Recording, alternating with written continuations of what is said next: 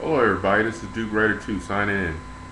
And I finally am giving you a video response to things white people need to know. And the first one aired out because, I don't know, some driver issue or whatnot. The reason why I'm reposting that is because someone put in the little comment section, hey, I really want to hear his point of view. So, hey, I'm giving it to you. So this is my video reply to that, and I believe she should have reworded her title, the title of her video to things she believes racist, quotation marks, white people should know or need to know. And I say that because she was making gross generalizations, saying that white people this and white people that. They racist this way and they racist that way. And no, you can't say that. And when you say that, you come off sounding like a freaking idiot. Because the problem with generalizations is basically you're subscribing to one ideology for a vast majority of people. And what we know about this world is that not everybody thinks the same. So we're all different. We're all we're all individuals. You know, I mean that's like saying that you know all black people fit a stereotypical model. And that's not all true. You know, so let's be realistic and not jump to assumptions because that was there was no way you could reel that fish in. It was way out there. Um, the other thing is, it's a lot has happened since our last post, so I'm just throwing in something else. A lot has happened in our society, American society. I'm talking about in general. Um, we got election of an African American president. Now, granted, I'm by no means saying that that is the end all, be all, of racial problems in America. I mean, he got elected.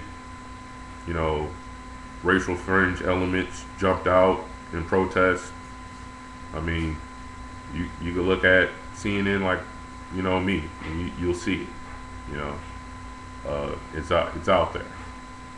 But even though that these voices has gotten louder, it's not a reflection of a mass majority.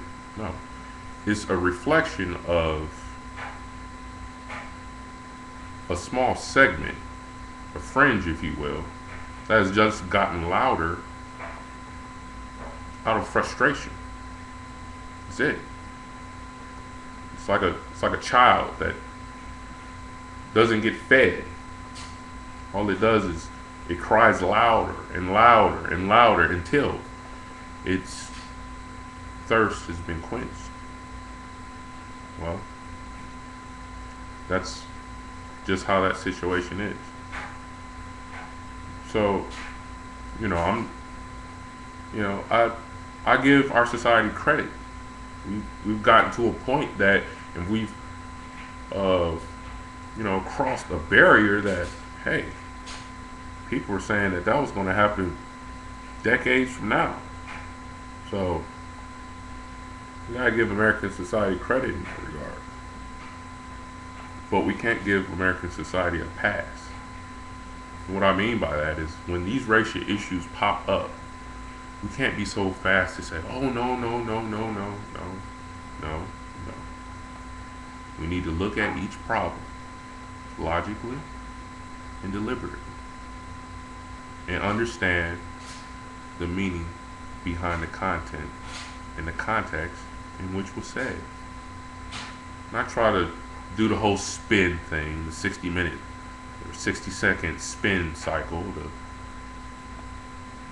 flip things to weird perceptions of reality. As far as the question, it's a moment of learning.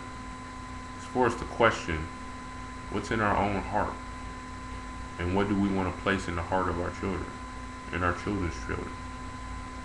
Because I hate to break the news to you, our society is going to become more interdependent on one another.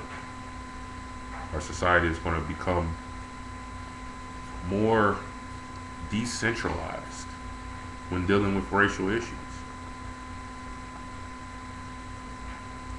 30 years from now, Latin Americans will be the majority in America. That's a pole shift of just great magnitudes. And it's time we start shifting our thought processes towards that, because it's inevitable. To rail up against that,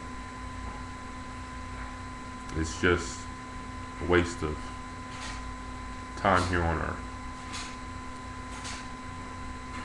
She brought up another point about how, when black women see like a black man with like another woman of another race or white or whatever, well, we don't look at them and whatever and nothing like that.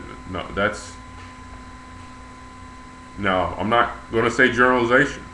I'm not going to say that. I'm not going to say that all black women, act that way.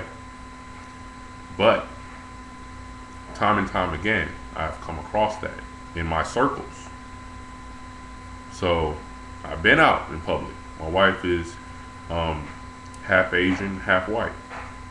I've been out in public with my wife, and a black woman will see us, and she'll look me up and down, and look at her, look her up and down, look at me, look me up and down again, as to say with her own eyes, what are you picking her for over your own kind?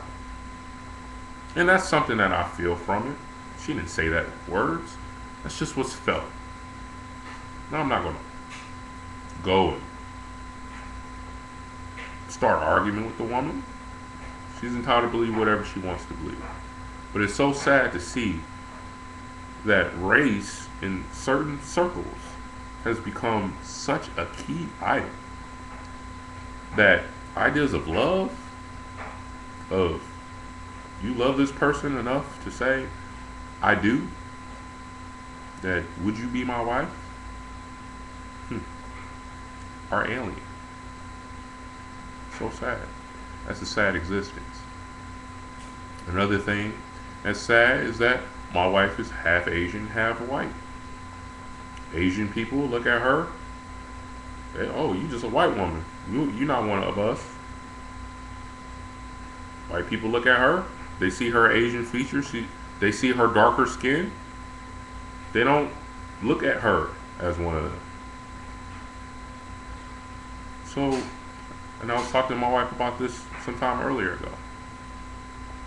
So, I was being empathetic towards her plight, because where does she have to fit in?